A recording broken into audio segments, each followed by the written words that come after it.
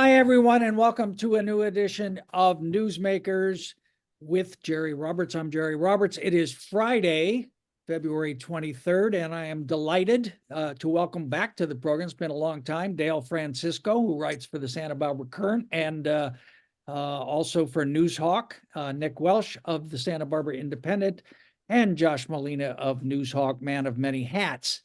We're going to talk a lot about politics today. The March 5th primary, just a couple weeks away. And so we want to be sure we cover everything that folks may be a little unclear about at the last minute. For those of you who have actual lives and don't follow this stuff, we read it because you don't. You don't have to. So let's start with Measure A, which is a city a measure that's on the ballot. And Dale, I want to ask you about it because you are now have become the first person in the history of Santa Barbara to have a ballot argument both for and against the same measure at the same time. What is Measure A, and where are you now, and why did you change? So, Jerry, I have to start this by saying the article that I wrote for Newshawk about this, I called it my mea culpa. And that's what it is. I realized I went wrong. I read it wrong at first. And when I did more research, I realized it's a good idea. So Measure A, just to back up real quickly. So there's a section in the city charter, section 519, contracts on public works, that says every contract that goes out to bid shall be awarded to the lowest responsible bidder. That's the language. What does that language mean? It means practically, in practical terms, because of a California Supreme Court ruling, responsible means the contractor has a license to do the work and they can get bonded. That's it. And so Public Works can't ask any questions about, did they complete their last job on time? Were their previous customers satisfied with their work? They can't ask any of that. And that's, to me, that's crazy. So, and what I don't understand, because I've talked to engineers at Public Works, I talked to contractors, everybody has thought for years that this low bid stuff is nonsense. Why it took this long to get around to it, I don't know, but I'm glad they're trying to make a change. So what's happened in the past, I guess, is the problem is somebody would come in with a low bid and then they'd have a lot of change orders or things like that, or they'd have to redo things, and it would end up costing more than it might have otherwise. Is that kind of this problem? That's fair. I mean, a low bid could happen either because the contractor doesn't realize some of the costs of doing business in Santa Barbara, or they could have just been trying to get the lowest bid and then they'll try and make up for it later with change orders, as you said. Change orders happen. I mean, projects are not totally predictable. So some change orders are legitimate, but when you get into this, when a contractor finds himself behind and they're trying to make up the difference between what they originally bid and what it's costing them, they can get into a battle with the city over change orders. So, and some of these projects are really complicated, and you need a degree of expertise on staff or available. And a lot of times, if you're the low bidder, you don't have that overhead, and that helps you get it in the first place, and then you run into this mess. I don't even remember all the problems that the library has had, but it has been sort of such a shaggy dog story of change orders and delays, and oh, we're almost there. And at this point, we've all forgotten what it's supposed to look like and why we're even doing it. Yeah. But one day it'll happen, we'll go, oh, isn't that nice? And then we'll be shocked to find out how much we spent because of all those change orders. And if we had hired somebody in the first place who could have done it, it would have been a lot sooner. And on that day, there'll be a ribbon cutting, and I can tell you who's going to be in the front row, Nick, but I won't. I'm glad. Jerry has great restraint. I mean, what about the argument, Dale, that people who say, oh, there's a bunch of knuckleheads on the city council, and I don't want to give them any more power. Why would I change the charter? Right, and that's what I heard from a lot of people, including friends. And what I say to that is, the people who are evaluating the bidders on a contract are not city council. City council does the ultimate approval, but it's more or less a rubber stamp. The people who are evaluating it are the engineers of Public Works. And by and large, those guys are trying to do the best they can to get the best contractor to do work for the city. Yeah, and this will be a huge deal, I guess, too, with the police station. Oh, yeah. Yeah. Yeah. Yeah. Okay. Well- Is anybody, so other than yourself, is there any, is there any Other organized, than the opposition party I'm is leading, there any organized opposition to this? It sounds I'm pretty not aware of any disorganized. organized opposition, no. But it's interesting. I looked back at there was an election in March of 1977 on the same issue. And it involved changing Section 519, but in a smaller way. And I found out later by talking to some retired water people that it was for a huge water project that was made necessary by the Clean Water Act in 1972. And what they did was they changed that section to say that water department projects involving transmission or distribution of water are exempt from this section. And I checked with Ken Goodenough, who gave me a really detailed response. I really appreciate him. And he told me all about this huge project that they'd had to do because of the Clean Water Act, which specified that water from surface water sources such as Gibraltar or Kachuma had to be filtered and disinfected. And at the time, the Gibraltar water we were using was disinfected but not filtered. So they had to build a new transmission system to take Gibraltar water to Cater, get it treated, and then a new distribution system to bring it back to customers in Mission Canyon. Wow. Okay, that is complicated. Yeah, it was. Yeah. Josh, have you heard of anybody else who's against this, or do you think it's just gonna be a slam dunk? Yeah, I think it's too complicated for anyone to really have any strong emotions against it. Well, people. No, seem to it's vote no one on of those it. things. I wrote about it a couple times when it was on council, very brief discussions, no public comment. So I don't know if voters will vote for it if they don't like see a compelling reason. We'll find out. Yeah, I mean, that's the only clunker there. Maybe people vote no on stuff they don't quite understand, which is why we're here, explaining it all, sorting it out. All right. Speaking of things we don't understand, Nick, Proposition 1, most of the state ballot measures have been pushed to November, of course, but this is a Gavin Newsom special that's on. What, and your paper endorsed it, or no, you're against it, which kind of surprised me, frankly. But can you talk a little bit about, excuse me, what Prop 1 is and why you struggled with it and why you came out against it? We really did struggle with it, and I think a lot of people are. It's Prop 1 is really the brainchild of Gavin Newsom and Gerald Steinberg, a former mayor of Sacramento, and a major legislative force behind mental health reform over the years. And they're looking at the homelessness issue throughout the state, the number of people on the streets. That oceans of money have been spent trying to address the problem. The problem, pretty much everywhere except for Santa Barbara County, seems to be growing at significant rates, no matter what these efforts are. And there is just a sense of despair and futility and urgency. And Newsom is always swinging for. He doesn't get on base. He hits grand slams, and this is his grand slam. And it's sort of a 1-2 punch, and it's a $6.4 billion bond measure, which that's not small. And it'll do two things. It will create tens of thousands of bed spaces for people in acute crisis, and this is desperately needed. Unresolved in all this is the issue about, well, will they be voluntary or involuntary? And that remains a huge philosophical legal issue in the whole issue for civil rights. At what point is treatment counterproductive if it's involuntary? At what point is it the only way you're going to get treatment? And it is a hot button issue, so that's unresolved.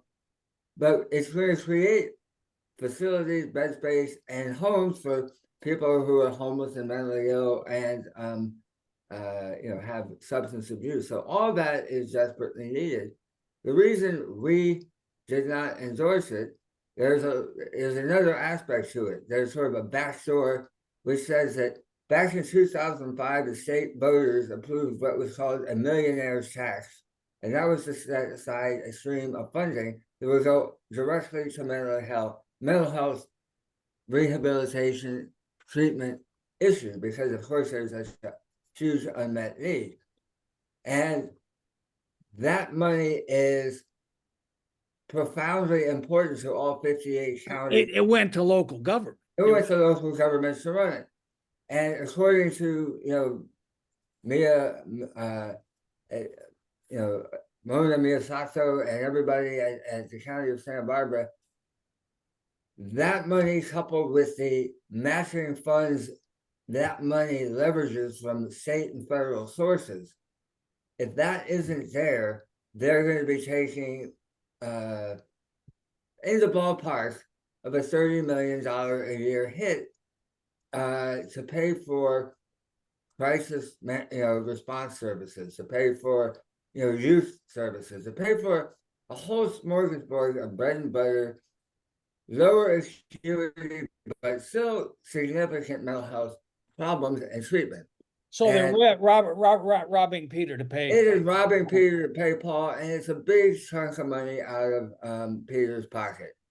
And that just seems to me like, well, we'll worry about that later. Well, when you worry about that stuff later, we saw what happened back when Ronald Reagan was the governor, and they reformed mental health care in the state of California. And that was the last great big mental health care reform. They said these big institutions are inhumane, and they were, and we're going to get rid of them, and we're going to replace them with these neighborhood healthcare clinics. Well, they sure enough got shut down Camarillo and all those other places, but then there was a budget crisis, and then there wasn't money to start all these neighborhood community clinics, and guess what? They never happened. And so that was the last time we've seen that, and I just thought, well, we've seen that movie once, and we saw how it ended. Unless those details are hammered out, I just didn't feel comfortable. I will also say, having said that, I think the last time I read a campaign finance report, opponents had raised somewhere in the neighborhood of $1,000. I may be off by that, and I think supporters at that time had raised something in the neighborhood of 10 million. Yeah. It is, Gavin Newsom has made it very clear, this is going to pass, and nobody is getting in the way. Yeah. Well, the PPIC poll this week showed it, I think 59% yes, which sounds like a lot, except it's trending in the wrong direction, because I think it used to be around 68%. So again, it could be one of those things people don't understand and vote no. Dale, what's the fiscal conservative view of this one? $6.5 billion is a lot of money. I find myself agreeing with the independent, oddly enough, probably for a different reason. Another first. I think, from my point of view, I mean, Newsom and a lot of places in California, Los Angeles, San Francisco, have been fanatic advocates of housing first, which I think has been shown conclusively not to work.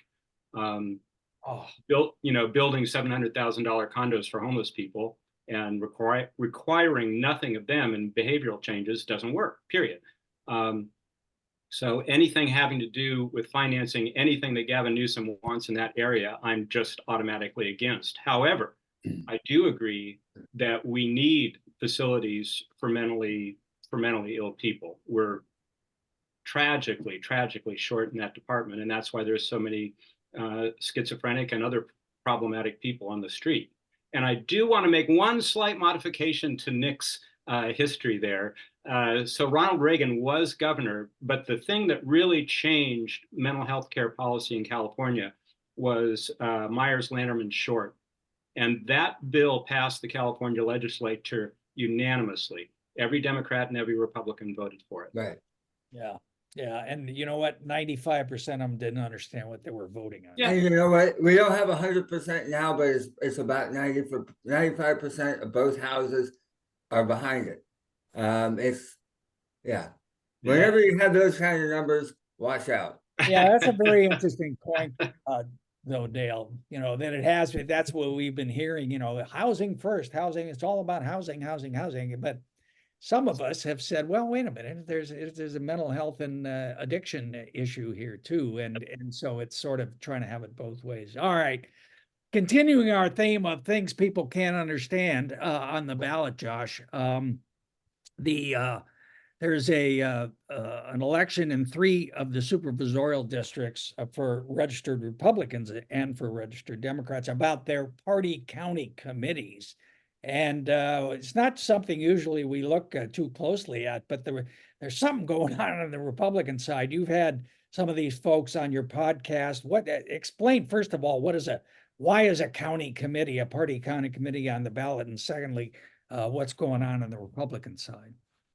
Well, we hear a lot about the power of the local Democratic Party, and what that means is there's a Democratic Central Committee, and there's representation, and people vote for these people when it comes time, every 4 years to elect committee members. And these people are powerful and influential behind the scenes. And so, we've spilled a lot of ink over the years about how they kind of force candidates out. They try to unify the candidates, like have a vision and all of that stuff. Well, the Republican Central Committee is seriously lacking in this skill. And what's happening right now, which is really fascinating, is there is a slate of people who are running to sort of take over the Republican Central Committee. And really, what the talking terms they talk about is transparency, leadership, and organization. And they feel as though the Republican Central Committee has dropped the ball when it comes to finding the next generation of formidable quality candidates. And Frank Troyce in the 3rd district has been sort of a flashpoint in this conversation, because people feel as though he was kind of endorsed quietly by the Republican Party, by Bobby McGinnis, and it wasn't as transparent. And we know that this is a huge swing seat, and Frank didn't raise any money, and he doesn't have a lot of name recognition, and they feel like they went through all these efforts to redistrict the 3rd district, and it's going to stay with the Democrats. And so that was sort of a tipping point for them. It was like, we got to do something to change the leadership at the Central Committee so that we can have better candidates. The other Republicans, they're not raising the Central Committee, they're not raising any money. They're not really out there in any sort of big way. And so then you say, well, this is a Democratic run county. Exactly. That's the point. You need like Republican leadership to try to reach those no party preference people. And they have to work harder than the Democrats do. I mean, the Democrats work hard to just turn out Democratic votes. And if they do that, they're going to win. Right. Republicans have to turn out Republican votes and no party preference people and some Democrats in order to switch. And so that's what this whole debate is. And so there's a whole slate of them running, and they have this website, unite2win805.com, and it's quite fascinating. Including, it used to be that the Democrats had the monopoly on circular firing squads, so it's heartening to see that the Republicans are getting in on the action. I mean, when you look at it, you have Mike Stouffer, who is sort of like the ultimate, 35 years, 40 years Republican standard bearer, attacking Frank Troyce as a sham candidate. And then you have Steve Lavagnino, who is probably the sanest Republican who is no longer a Republican elected official. Wait a minute. There's Dale. Dale is not an elected official anymore.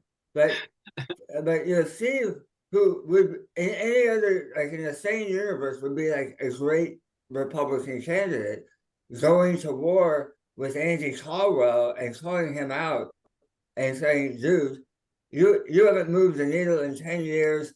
You're wasting money to your ratepayers. You don't have any friends on the board. So within the Democratic universe, whether or not they still have the scarlet letter R affixed to their forehead,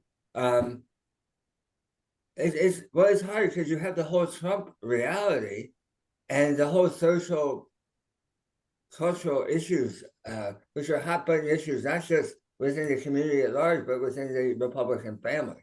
Dale, how about that, Dale? You're actually, as I recall, a former chair of the I Republican was. I was. accounting committee. The best year of your life, right, Dale?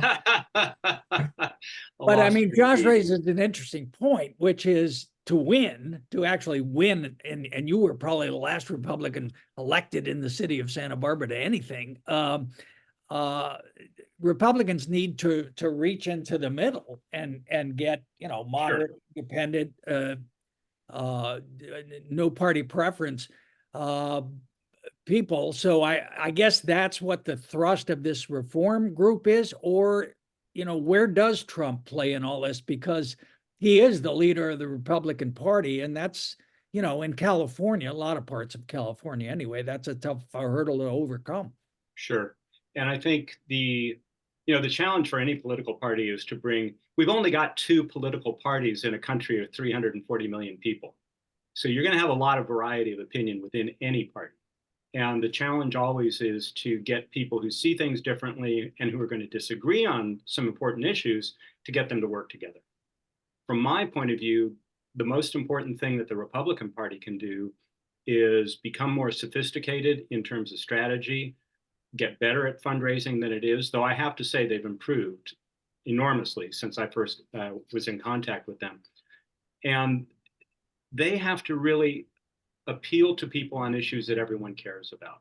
From my point of view, the elite opinion makers in the Democratic Party have swung so far to the left that they've lost a lot of people. They've lost a lot of normal people, and not just independents, but Democrats.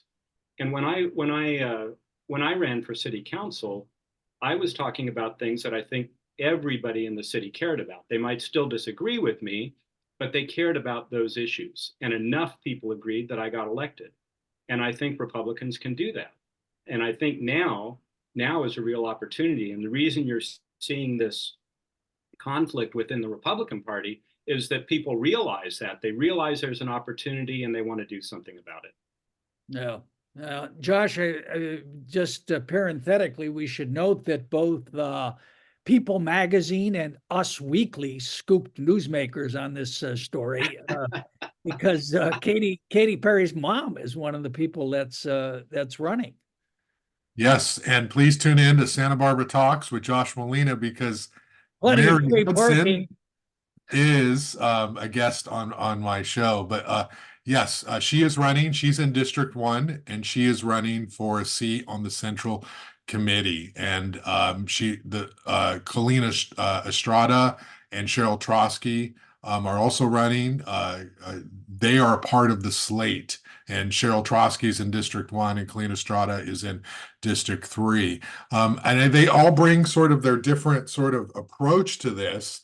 But they all, like Dale said, believe, what are we doing? We have to have some strategy to tip the balance of power. And even if it's not like ever unseating Salud Carbajal or something like that, school boards, okay? Like, how do they get better school board candidates at these lower level nonpartisan races? Nonpartisan, yeah, nonpartisan. Yeah, because the Democrats do really well at sort of that. So yeah, there's been a lot of national attention on the fact that Mary Hudson is running for a seat on the Central Committee in a lot of the entertainment magazines. Yeah, and the other things on the ballot, of course, these 2 big supervisor races where incumbents Joan Hartman, excuse me, in the 3rd district and Doss Williams in the 1st are running, but Republicans have been a little bit active in the 1st district, yes, and on behalf of Roy Lee. Josh, did they talk about that at all? Really what I hear, and I apologize to Doss Williams right now, is they just don't like Doss. And Roy Lee is running against him. And so they're either going to sit it out or they're going to vote for Roy Lee. And it's really a matter of being tired of the incumbent. And so yeah, and then anyone who's met Roy Lee, you don't get a sense of wow, this is a arrogant, narcissistic, self-serving individual. You don't get that sense. You get the sense of, we name no names. Yes.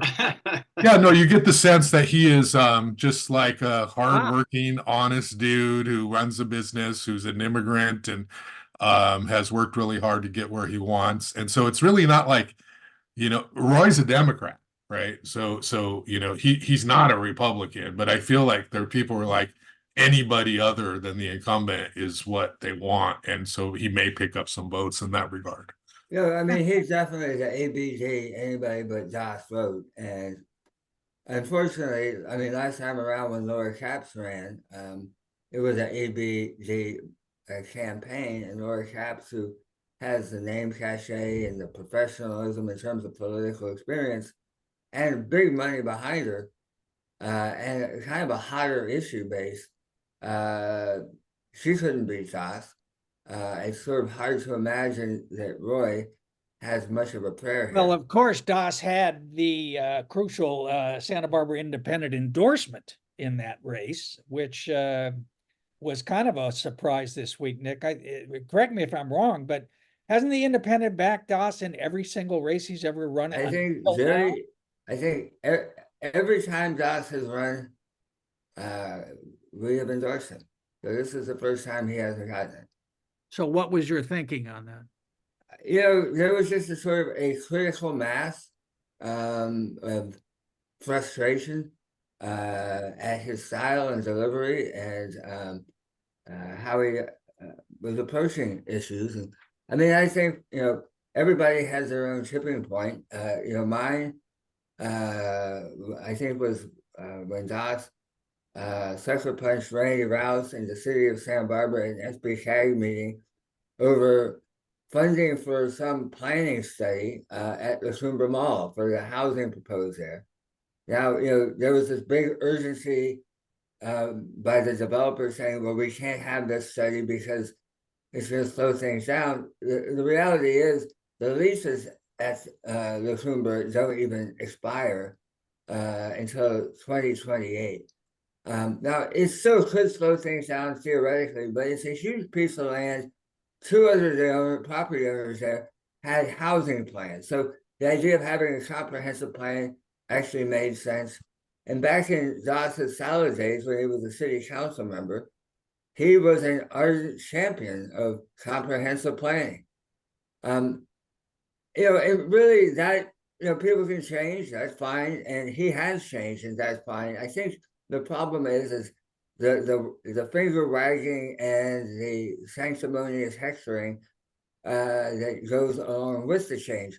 And to be honest, you know, I was thinking with Doss, if he was more like Hal Conklin, for example, he might have been somebody who said, you know what, I was in this camp and now I'm in this camp, and let me try to bring you with me.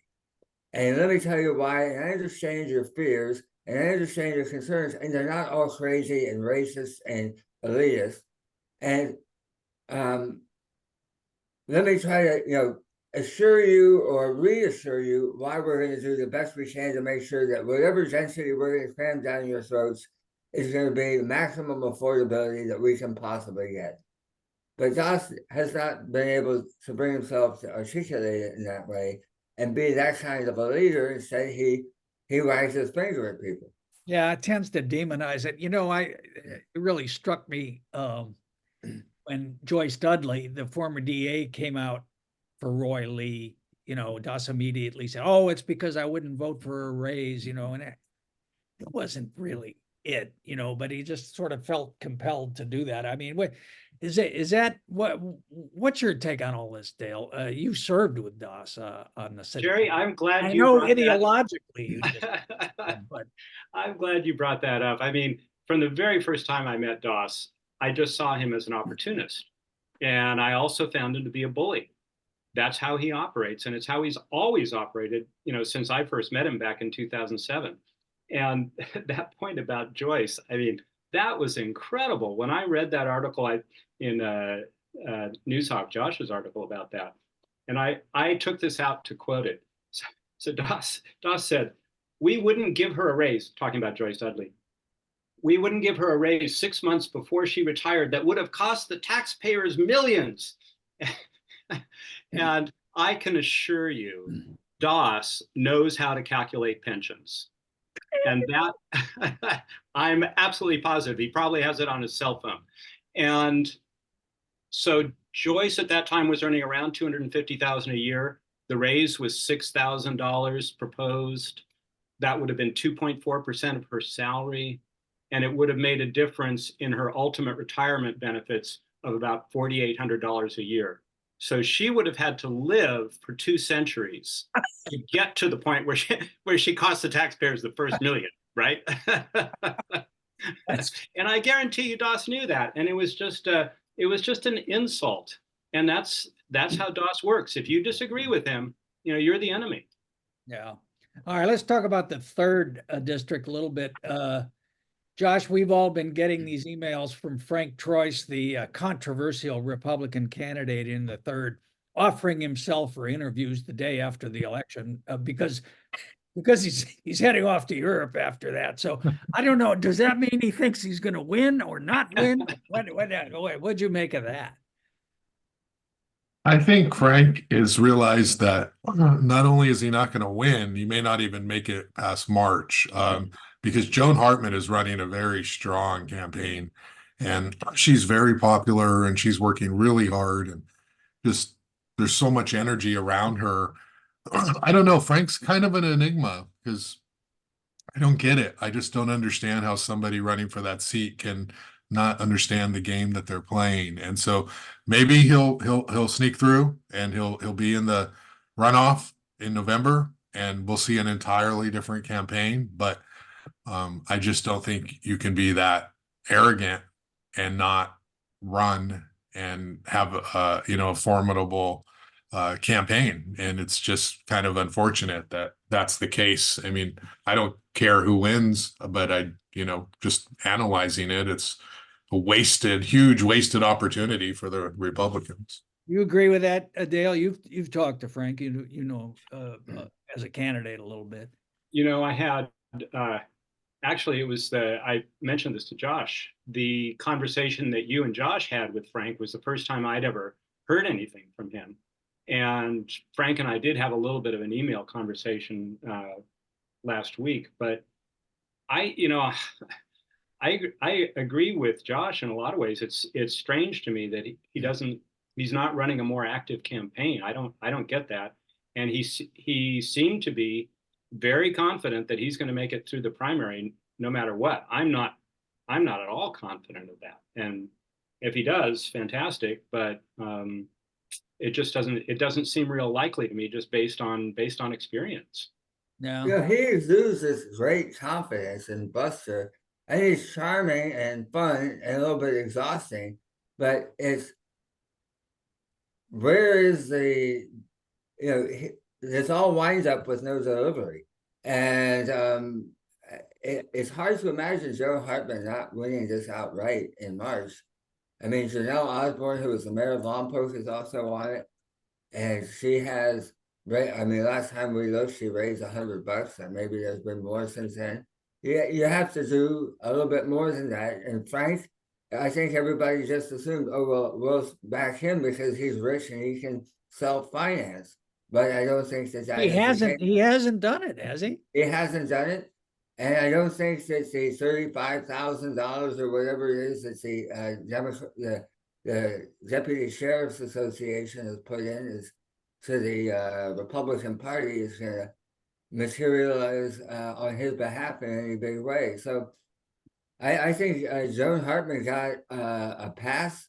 And, at the same time, we were talking about Doss. I mean, one of the things that Joan does do, she makes people feel heard, whether she agrees with them or not. She goes out of her way to do that. And, she represents a much more polarized ideological landscape. And so for political survival purposes, you need somebody like that. But she works her ass off. She's not running for a higher office. She's not a careerist. And whether you agree with her politically or not, I think there's a sense of respect. that people have for her, and she just works her ass off. Yeah. All right. Everybody, So are you right. done? Are you done with endorsements, Nick? Are you going to weigh in on the Republican County Central Committee or? I think if there's anything we are not competent to weigh in on, that would be it. You can, you could get Dale to help you out with that. All right. Let's leave it there. Dale Francisco, Nick Welsh, and Josh Molina. Thank you so much for joining us. Thank you all for watching. And don't forget to vote. And we'll see you next time. All right. Thanks, everybody. Thank you.